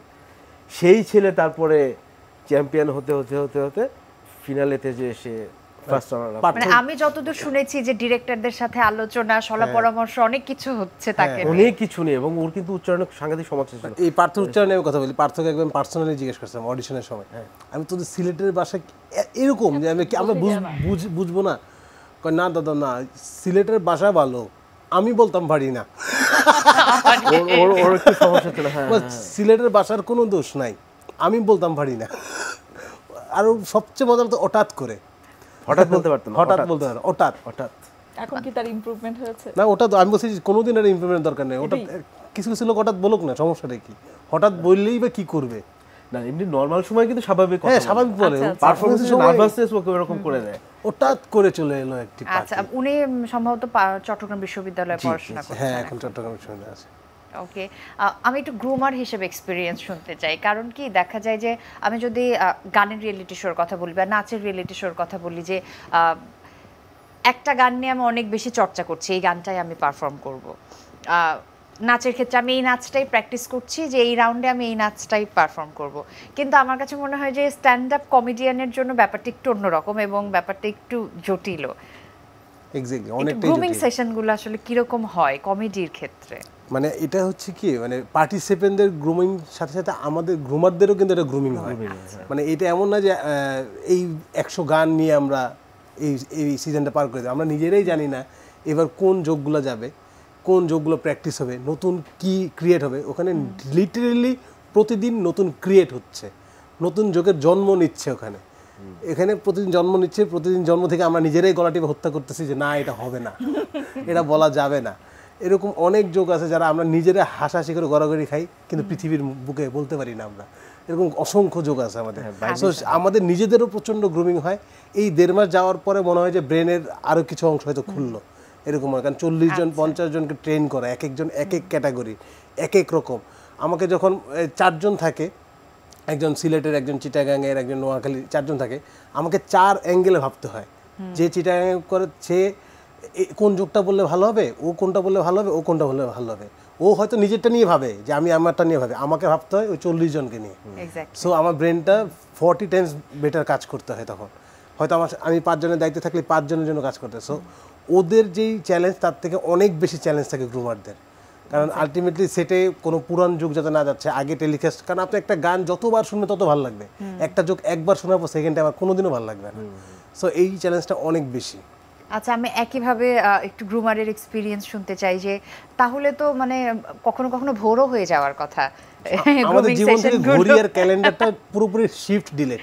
মানে আমি শুরু করলাম 12টায়, রাত 12টা পেরিয়ে দেখা যাবে সকাল হয়ে যাবে। যদি আমাদের ডিরেক্টর অনেক রাগ করে, তোমরা এত রাত পর্যন্ত কি গ্রুমিং করো, ভোর পর্যন্ত গ্রুমিং করানো লাগে। আসলে এটা 24 আমাদের আওয়ার্স জীবন চলে যায় 24 আওয়ার্স এভাবে কিভাবে চলে যায়। কারণ শুনি একটু প্রিভিয়াস বলতে হ্যাঁ, মানে যেটা শাওন বলল যে ওই টেনশনটা তো ওদের চেয়ে আমাদের বেশি। আমাদের যখন শুটিং হয় একবার 3-4 এপিসোডে শুটিং হয়। আচ্ছা, সো এক এপিসোডে যদি 6 জন করে পারফর্ম করে, 3টা এপিসোড মানে হচ্ছে 318 জন পারফর্ম করে। 18 জন যদি 5 মিনিট করে পারফর্ম করে, একটা 10টা করে যোগ, ওকে 10টা করে যোগ দিতে হবে আমার। এখন নতুন যোগ কোথায় পাবো? আবার এর মধ্যে কেউ কেউ আছে হচ্ছে করে অ্যাক্টিং বেসড পারফরমেন্স করে, তো ডুয়েট পারফর্ম করলো, 3 জন মিলে করলো, ওদের জন্য স্ক্রিপ্ট লিখতে হয়, এটা আবার রিহার্সেলের ইস্যুস থাকে। আবার বয়সের ব্যাপার থাকে, যার বয়স বেশি সে হয়তো একটু অ্যাডাল্ট ম্যাচুর যোগ বললো, যার বয়স কম তাকে আবার ওই রকমের যোগ দিতে হয়। টেলিভিশনে কিছু রেস্ট্রিকশন আছে। সার্টিফিকেট না, বাট মানে 18 সার্টিফিকেট না, কিন্তু চ্যানেল থেকে সেটা কেটে দেয়, যেহেতু বাংলাদেশ, আমরা চাইলে সবকিছু করতে পারি না। তো ওখানে একটা ফিল্টারিং হয়। এত বাধা ধরার মধ্যে চ্যালেঞ্জ হচ্ছে দর্শককে নতুন কন্টেন্ট দিতে হবে। সো ওই চ্যালেঞ্জটা আমাদের করতে হবে, শুটিং এর আগে তাদেরকে রেডি করতেই হবে। তবে মনে হয় কি, যার প্যাশন থাকে এই বিষয়টি নিয়ে, গ্রুমার হিসেবে আপনারা যেরকম কখনো রাত 2টো বেজে যাচ্ছে, 3টা বেজে যাচ্ছে, ভোর হয়ে যাচ্ছে, টাইম নিয়ে কোনো মাথায় থাকে না কিছু, তো যেই পার্টিসিপেন্টটা প্যাশনেট তারও মনে হয় যে আসলে এগুলোতে খুব বেশি বোদার হওয়ার কথা নয়, বরং সে যদি ইনটুইট হয়ে যায় যে আমি এখান থেকে ভালো কিছু বের করবো, সে কিন্তু আরো বেশি ইনভলভ হবে বা আরো ভালো কিছু ক্রিয়েট হবে। একদমই তাই। আলটিমেটলি ওই ধরনের পার্টিসিপেন্টে পপ আপ করে যারা আমাদের সাথে কোপ আপ করতে পারে, বেশি সময় দেয়। একদমই মনে করেন যে কেউ অনেকেই আসে ওই যে অডিশনটা টিকার পর তার গা হাত পা ছাড়া, সে ভাবে যে আমি তো এখন টিকে গেছি, টিভিতে একবার দেখাই ফেলছে। কিন্তু অনেকেই আছে না, ট্রাই করে যায়। আমরা যেরকম ক্রিয়েট করতে থাকি, আমাদের সাথে ও ক্রিয়েট করতে থাকে, তখন তাদেরকে আমার ক্যারি করতেও সুবিধা হয়। আমার যদি মনে করেন একটা পার্টিসিপেন্টের 10টা করে যোগ লাগে, সে যদি নিজের থেকে 8টা কালেক্ট করে আনতে পারে তার মতো করে, সে যেটা পছন্দ করে, এক্স্যাক্টলি এইটাই হওয়ার কথা। কারণ ওর কোন যোগটা পছন্দ হবে, কোনটা বলতেও স্বাচ্ছন্দ্য ফিল করবে সেটা আমি জানি না। ও যদি নিজে থেকে নিয়ে আসে 8টা যোগ যে ভাই আমি 8টা এবং 8টাই ভালো, তখন আমার তাকে সাপোর্ট দিতে হবে কয়টা 2টা যোগের জন্য, বাকি 8টা নিজে রেডি করবে। তো আমাকে যাকে ক্যারি করতে সুবিধা হবে, যে নিজে থেকে এফোর্ট দিবে, সেই আলটিমেটলি চ্যাম্পিয়ন হবে।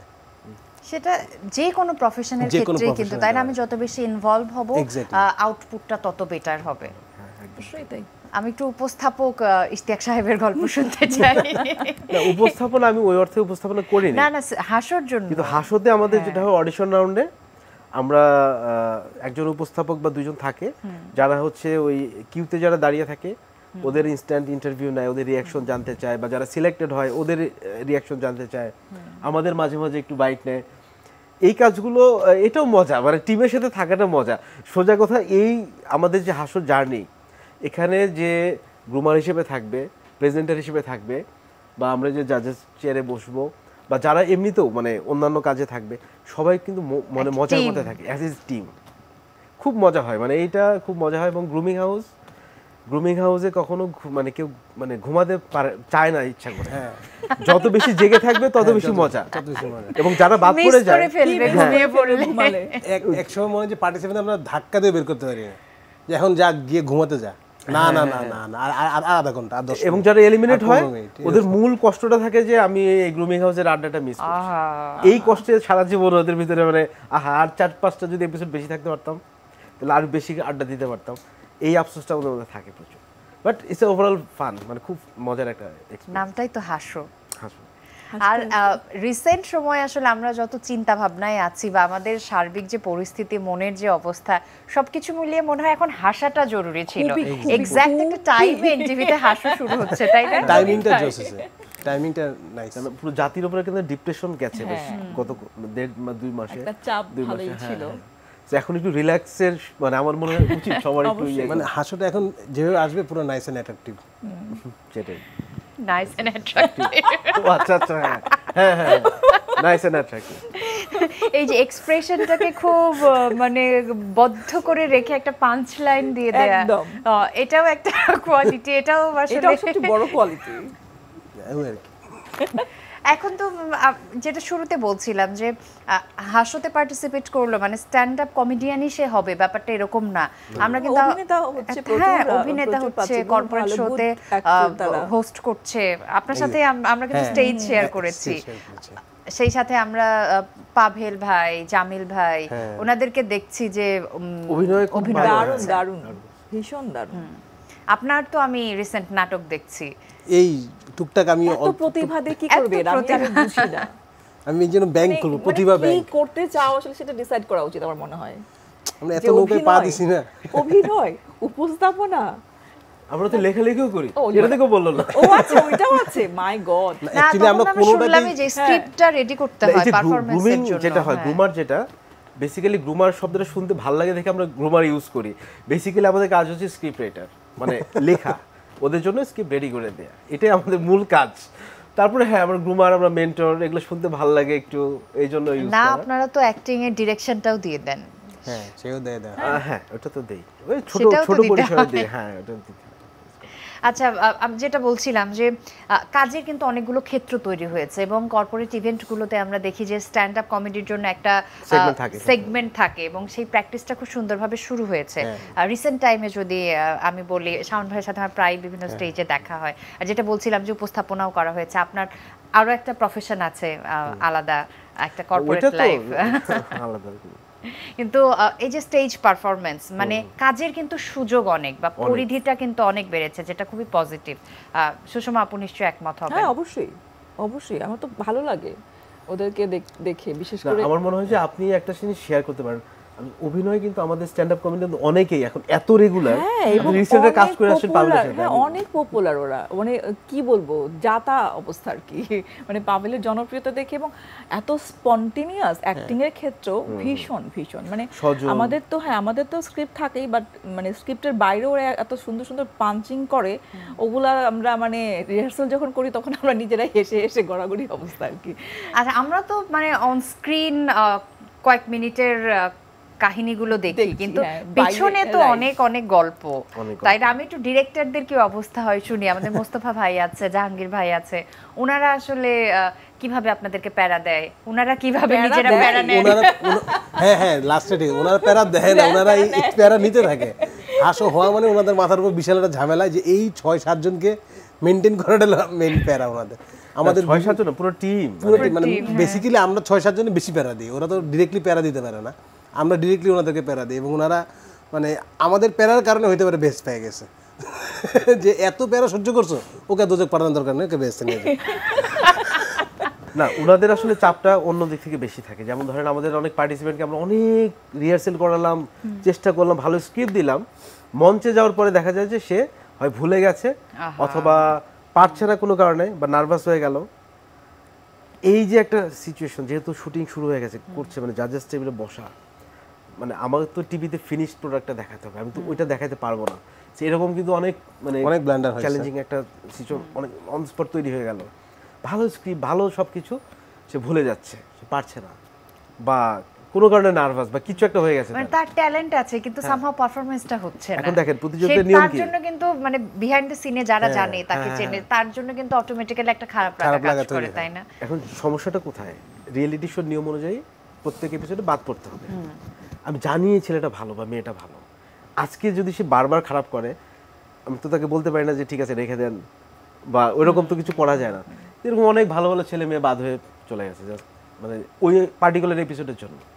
তো এটা কিন্তু বড় একটা চ্যালেঞ্জ আমাদের জন্য, ভালো ভালো ছেলে মেয়ে বাদ পড়ে গেল, কিচ্ছু করার নাই। এরকম হয় অনেক। পারফরম্যান্সটা নিয়ে মানে সিনসিয়ার থাকাটা খুবই ইম্পর্টেন্ট, যেটা আমার কাছে একই রকম পারফরম্যান্স তো হয় না, এক এক সময় এক এক রকম থাকে। বাট ওই যে মানে কি বলবো, ধারাবাহিকতা মানে পারফরম্যান্সের ওইটা অনেক ইম্পর্টেন্ট। কিন্তু যে আমি প্রত্যেকটা শোতে মানে দর্শক যাই হোক না কেন, জাজ যাই হোক না কেন, আমি একই রকম পারফরম্যান্সটা করতে পারছি। মানে অভিনয় শিল্পী হিসেবে যদি আপনার অবশ্যই এক্সপেরিয়েন্স আছে যে ব্যক্তিগত জীবনে হয়তো মনের মধ্যে ঝড় বয়ে যাচ্ছে, কিন্তু সেটা কোনোভাবে ক্যামেরায় বোঝানো যাবে না। আমার ওই কন্টিনিউটিটা আমার আছে কিনা, ধারাবাহিকতাটা আছে কিনা পারফরম্যান্সের, যে আমি সমস্ত কিছু একই রকম, একই নাটক তো আমার বারবার অভিনয় করি, প্রত্যেকবার তো একই রকম হয় না। কিন্তু যখন কম্পিটিশনের ব্যাপারটা এসে যায়, তখন কিন্তু আমাকে ওই প্রতিবন্ধকতাগুলোকে পার হয়েই কিন্তু আমাকে স্টেজে উঠতে হবে আসলে, না হলে তো আপনি মানে এত কম্পিটিশনের মধ্যে আপনাকে উইন করা যাচ্ছে না। ওইটাও একটা কোয়ালিটি যে আমাকে সবকিছু মাথা থেকে ঝেড়ে ফেলে আমার ওই দিনের পারফরম্যান্সটাতে 100% সেই মেধাটা আপনি দেখাতেই পারলেন না, তাহলে সেই মেধাটা আসলে কোনো দাম নেই। যে আমি যতই ট্যালেন্ট হই, ওই দিন পারফরম্যান্সটা আমাকে ভালো করে ওইটা দেখাতে হবে। অনেকে বলেন সবার সব দিন এক যায় না, তো এরকম হয় যে অনেক ভালো পারফরম্যান্স বা ভালো পারফর্মার হয়েও হয়তো ওই দিনটা ক্লিক করে না, করতে পারলো না, ওই দিনটা ক্লিক করেনি, কিন্তু তাকে ছিটকে পড়তে হয়। এরকম অনেক পারফর্মার হিসেবে এরকম এক্সপেরিয়েন্স আছে আপনার? আমার একদমই কানের গোড়াতে গুলি যাওয়ার অবস্থা আছে। আমি ওই কলকাতায় যে শোটা করতাম, সেখানে আমি একদম এলিমিনেট হতে হাফ মার্কের জন্য আমি একবার এলিমিনেট হতে বেঁচে যাই। মানে ওই দিনটা আমি আমার মনে হয় এন্টায়ার লাইফে আমি আর ভুলবো না কোনো দিন, যে ওই দিন আমার নিজে পারফর্ম করে অ্যাকচুয়ালি আমি কি পারফর্ম করার পর বুঝতে পারি যে আসলে আজকের পারফর্মটা আমি যেটা করতে পারি সেটা করতে পারিনি আজকে। আমি বোঝা যায়, তো সব পারফর্মাররাই বুঝতে পারে, যারা গান গায় বা যে কোনো, তার সবার আগে সেই বুঝে আসলে জিনিসটা কতটুকু হলো। এবং আমি দেখা যায় যেদিন আমার বেশি খারাপ হয়, সেদিনই লোকজনকে বেশি জিজ্ঞেস করি, ভাই কেমন হয়েছে আমার পারফরম্যান্সটা আজকে কেমন হয়েছে, কারণ আমি শুনতে ইচ্ছা করে যে ভালো হয়েছে, আমার কেউ ভালো বললে না মেজাজ খারাপ লাগে, আর আমি জানি তো খারাপ হয়েছে, ভালো বলে আমার সান্ত্বনা দেওয়ার কি আছে। এখানে আরেকটা ব্যাপার আছে, এই যে নার্ভাসনেস থাকাটা, এটা একদিক তো ভালো, কিন্তু টেনশন থাকাটা যে সামনের এপিসোডে কি হবে না। রিয়েলিটি শোতে আরেকটা বড় চ্যালেঞ্জ যেটা আমি ফেস করেছি, আমি দেখেছি অনেকবার, 2-3 এপিসোড ভালো করলো, কনফিডেন্স বেশি বেড়ে যায়, ও ধারণা করলো যে আমি স্টার হয়ে গেছি, আমার আর কিচ্ছু করতে হবে না। এই জিনিসটা সেখানেই ফলটা করে, এটা শেষ করে দেয়। এবং আপনি যেটা বললেন যে রিয়েলিটি শো শেষ করার পরে অনেকে হারিয়ে যায় কেন, ধরে নেয় যে আমি স্টার এই জন্য। এবং আমার একটা অভিজ্ঞতা শেয়ার করতে পারি, আমি যে কলকাতার যে শোটাতে আমি ছিলাম, আমার শোটা তো ডিউরেশন ছিল 1 বছর। তো শুরুর দিকে কিন্তু আমি ওয়ান অফ দ্য টপ একজন পার্টিসিপেন্ট ছিলাম, আমার অনেক নাম ডাকা হয়ে গেছিল। হঠাৎ করে রাস্তায় গেলে লোকজন এই করে ছবি তুলতে, আমি হঠাৎ করে দেন আকাশ থেকে আমি নিচে পড়ে গেলাম, হঠাৎ করে যেরকম উঠলাম, তারপর দেখলাম আমার প্রতি এপিসোড খারাপ হচ্ছে, আমি লোয়েস্ট স্কোরার হচ্ছি প্রত্যেক এপিসোডে, হতে একটা সময় আমি এলিমিনেট হয়ে গেলাম। দেন আবার আমি ওয়াইল্ড কার্ডে ফিরলাম, ধীরে ধীরে কিন্তু গ্র্যান্ড ফিনালে শেষ করে তারপর আমি দেশে আসছি। এবং যাই হোক, এই যে জার্নিটা, তখন এটা আমার লাইফের একটা শিক্ষা যে না, স্টারিজম এই জিনিসটা মাথা থেকে পুরো বাদ দিয়ে দিতে হবে একদম মানে গ্রাফটা একদম পিকে উঠে আবার ফলো করলো, এটা এক্সপেরিয়েন্স। এখান থেকে মানে নতুনরাও কিন্তু শিখতে পারবে, অনেকে বুঝতে পারে না কিন্তু যে এখান থেকে যে আমার ফলটা কি আসলে। এই জন্য কিন্তু বাদ পড়ে যে রিয়েলিটি শো টেকার, এটা একটা স্ট্র্যাটেজি যারা এবং আমার যেটা ভালো লাগলো যে এটা অনেকে স্বীকার করে না, স্বীকার করে না, অকপটে বলে দিলেন। হ্যাঁ, অনেকে বুঝতেও পারে না, যখন বুঝতে পারে তখন অলরেডি সময় শেষ। স্টিল নাও এখন যেটা হয় যে আমরা অনেক সময় যে কর্পোরেট শোতে যাই, ওখানে তো অন্যান্য আর্টিস্টরা থাকে, সিঙ্গার থাকে বা অ্যাক্টর বা নাটক করি, যখন মাঝে মাঝে দেখা যাচ্ছে আমি কিন্তু ওই রাস্তার টঙের দোকানে চা খাই বা আমরা খুব নর্মাল থাকি, তো অনেকে কিন্তু এই তুমি না এরকম করো কেন, মানে স্টার্টার বিশ্বাস করতে চায় না যে এত সাধারণভাবে কেউ থাকে নাকি। হ্যাঁ, আমি বলি এই যে অডিশনের কথাই বলি, খুলনা অডিশনে ব্যাক করার সময় গত সিজনে ফেরি পার হচ্ছিলাম, তো ফেরিতে আগ বিক্রি করে ছোট ছোট টুকরা করে, আমি আগ খাচ্ছি, আমার সাথে এক বিখ্যাত নায়িকা ছিলেন ওই খুলনার জাজ, বলে ইশতিয়াক, আমি তো অবাক হয়ে গেলাম, রাস্তার মধ্যে আখ খাচ্ছ, মানুষ দেখলে কি বলবে, সব আর কি আখ খাবো, আমার খেতে ইচ্ছে করছে, এই জন্য খাচ্ছি, কারণ আখ তো সবসময় পাওয়া যায় না এটা। সো আমি বলবো যে যারা সিলেক্ট হবে বা টিকবে, ওরা যদি শেষ পর্যন্ত থাকতে চায়, মানে পাটা মাটিতেই রাখতে, মাটিতে পা রেখে চলতে হবে, আর কিচ্ছু না, তাহলে সব ঠিক থাকবে, হুট করে আকাশে উড়া যাবে না। স্বপ্ন থাকবে আকাশে ওড়ার, কিন্তু পাটা কিন্তু মাটিতেই রাখতে হবে। ডেডিকেশন, প্যাশন যত বেশি থাকবে সাকসেসফুল কিন্তু সে হবেই। হাসো যখন একদম মানে প্ল্যানিং লেভেলে ছিল এই সিজনটার আগে, রনি ভাই আর পাভেল ভাই এসেছিলেন গেস্ট হয়ে, তো রনি ভাইয়ের স্টোরিটা কিন্তু মোটামুটি আমরা সবাই জানি যে উনি কি পরিমাণ কষ্ট করেছেন, এবং স্ট্যান্ড আপ কমেডিয়ান বলতে বাংলাদেশে আমরা যে কয়জনের নাম নিই প্রথমে কিন্তু রনি ভাইয়ের নামটা চলে আসে, তাই না? তো তার কাছে আমি শুনেছি এবং এটা সবাই জানে যে হাসো সিজন 1-এ তিনি কন্টেস্ট্যান্ট ছিলেন, এবং ওনার যে ডেডিকেশন, যে প্যাশন, ট্রেনে করে আসা, আমি শুনেছি তিনি ট্রেনের ছাদেও এসেছেন ঢাকায়, এসে 10টায় যেহেতু অফিসটা ওপেন হতো, তিনি কখনো স্টেশনে ঘুমিয়েছেন, কখনো এই যে স্টুডিওটাতেই আসলে কর্নারে শুয়ে থেকেছেন। হাসো সিজন 1 শুট হতো, এখানেই ঘুমাতো। মানে রনির সবচেয়ে বেস্ট পার্ট আমার যেটা লাগে, আমার মাঝে মাঝে মনে হয় যে 1 ঘন্টার জন্য হলো যে রনির ব্রেনটা আমি নিতে পারতাম, আমি দেখতাম ও কীভাবে ব্রেনটারে কাজ করায়। ইনস্ট্যান্ট আপনি যদি ওর সাথে আধা ঘন্টা কথা বলেন, ও 25 মিনিট আপনার সাথে কমেডি করবে এক্স্যাক্টলি। আপনি ও 5 মিনিটের ভিতরে আপনি সাধারণ মানে স্বাভাবিক কথা বলতে ভুলে গেছে। হ্যাঁ, ও স্বাভাবিক কথা বলতে আসলেই ভুলে গেছে। মানে আপনি মানে 1 ঘন্টা কথা বলেন, 40 মিনিটস আপনার সাথে ও কমেডি করবে, পাঞ্চ করবে, আপনি কথা বলবেন, ও দেখবেন 10 সেকেন্ড চুপ, ও নাই, ওর ভিতরে নাই। কারণ আপনি যে আগে যে কথাটা বলছেন ওটা নিয়েও এখন জেনারেট করতেছে, মাথার ভিতরে একটা নতুন জেনারেট করবে, যতক্ষণ পর্যন্ত জেনারেট করতে পারে ততক্ষণ আপনার সাথে কথা বলবে না, ঠিক 30 সেকেন্ড পর দেখবেন একটা পাঞ্চ দিবে। দিস ইজ মানে হিউজ, এটা কিভাবে ও জেনারেট করে ব্রেনে, আই ডোন্ট নো। এটা সবার জন্য লার্নিং, সবাই আবহাওয়া হতে চায়, ওর মতো কষ্টটা কেউ করতে চায় না। এক্স্যাক্টলি এটা সব ক্ষেত্রে আমার মনে হয় যে আপনি এটা হতে যাচ্ছেন, আপনি কষ্ট করবেন না, তাহলে তো হবে না। কিন্তু এই কষ্টের গল্প কিন্তু কম বেশি সবারই আছে, এবং আপনি সব সেক্টরে বিখ্যাত যারা হয় দেখবেন যে ওরা গল্প করে, মানে আমরা পরিচিত মুখ যারা, তাদের সেই গল্পটা জানতে পারি, কিন্তু একজন সাধারণ মানুষের গল্পটা জানতে পারছি না, কিন্তু সেও দেখা যায় যে তার জীবনে অনেক কষ্ট করেই সফলতাটা এনেছেন, তো কষ্টটা তো করতেই হবে। আর আমি 3 জনের কাছে একটু ছোট্ট করে শুনবো যে আমি বিশেষ করে আপনাদের ক্ষেত্রে স্ট্যান্ড আপ কমেডিয়ান যারা, তাদের ক্ষেত্রে দেখেছি যে একটা ইভেন্টে গেলেন, অডিয়েন্সটা আসলে কি চায় সেটা আপনারা রিড করে ফেলতে পারেন, যে এখানে আসলে কোন জোকস বললে পাবলিক খাবে, এক কথায়। তো এই কোয়ালিটিটা নিয়ে বা এই বিষয়টা নিয়ে আমি বলতে চাই, আমার সারা জীবনের আক্ষেপ। আমি হয় কি, মানে একটা সেট তো রেডি করে যেতেই হয়, যে আজকে আচ্ছা ওই কর্পোরেট প্রোগ্রাম, আচ্ছা এই ইভেন্ট, আচ্ছা অডিয়েন্স কারা জেনে নেই যে অডিয়েন্স কারা হচ্ছে, মানে কর্পোরেট বসরা থাকবে কিনা বা ডিলার লেভেলে থাকবে কিনা, তো দেখলে হালকা গেস করা যায়, তাহলে এই রিলেটেড জোকগুলো যাবে। আমি এখন পর্যন্ত কোনো দিনও যে 20টা জোক আমি লিখে নিয়ে যাই, যে এই 20টা বলবো, আমি স্টেজে উঠে কোনো দিন ওই 20টা বলতে পারি না, অন্যগুলো বলি। আমি কোনো দেখা যায় 20টা নিয়ে গেছি, ওখান থেকে 2টা বলছি, আর 18টা আমি ওখানে দাঁড়ায় বলছি, ওখানে দাঁড়ায় আমি গেস করে একজনের চেহারা দেখলাম, ও হাসতেছে, ওকে দেখে আমার ওর রিলেটেড, ওর সাথে আমি আই কন্ট্যাক্ট করার সাথে আমার মনে পড়ে যায় যে উনি এটা পছন্দ করতে পারে, ওনাকে আমি বলি। স্টেজের মিরাকেলটাই আসলে এটা আসলে অন্য কিছু। আমি প্রতিবার নামার পরে আমি চেক করি যে আজকে আমি লিস্ট থেকে কয়টা বললাম, দেখি যে 2টা কি 3টা বলছি, বাকি 17টাই আমি ওখানে দাঁড়ায় বলছি। সুষমা আপু যেহেতু মঞ্চেও কাজ করেছেন, মঞ্চেও বোধহয় এরকম হয় না যে সব দিন পারফরমেন্সটা আসলে একরকম হয় না। ডেফিনেটলি না, দর্শকের উপর অনেক কিছু মেটার করে আসলে। দেখা গেলো জাহাঙ্গীরনগর ইউনিভার্সিটির মুক্ত মঞ্চে যে শোটা আমি করতে যাচ্ছি, ওই একই শো তো আমি ঢাকাতেও করেছি, বাট ওখানে ওই আউটডোরে মুক্ত মঞ্চে যখন আমি শোটা করতে যাই, ওইটার মানে দর্শকের যে ক্রাউড, মানে অ্যাকশন রিয়াকশনের যে বিষয়টা, খেলাটা ওইটা অন্য লেভেলের।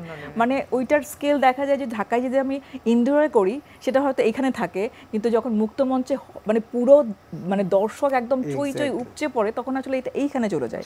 প্রত্যেকের এনার্জি লেভেল অটো হয়ে যায়। এবং শীতে এমনও আছে যে এত ঠান্ডা একবার হয়েছে, অনেক ঠান্ডা, এবং ফ্লোরে বসে থাকতে হয়। যারা মানে কোরাসে যারা থাকে তারা তো ফ্লোরে বসে থাকে, এবং বসে থাকা যায় না, বেশিক্ষণ বসে থাকলে পাটা একদম মানে বরফের মতো শক্ত হয়ে যাচ্ছে। কিন্তু ওই আগ পর্যন্ত যে কেমন করে করব, একটা শাল হয়তো নেয়, মানে যেহেতু কস্টিউমের বাইরে তারপরেও না হয়, কিন্তু দেখা যায় যে ওই যে আমরা কি পারবো না, তারপর দেখা যায় যে ঘামছি আমরা রীতিমতো, মানে উত্তেজনায় আমরা ঘামছি। ওই দেখা যায় কত 10 ডিগ্রি ওটাই কিন্তু পারফরম্যান্সের সাথে অ্যাটাচমেন্ট। এবং এরকমও হয়েছে আরেকবার যেটা হয়েছে, আমরা পুজোর সময় আমরা একবার কল শো পেয়েছিলাম, ওখানে যেটা আমরা করেছি, যেটা আমরা মানে শেষ করতে পারিনি। আমরা তখন বলছি যে আমরা একে একজনকে তাকাচ্ছি, আচ্ছা এখন জাম করে ওটা, মানে আমরা এরকম জাম করে দেখা যায় 1-1.5 ঘন্টার নাটক আমরা 40 মিনিটে শেষ করেছি।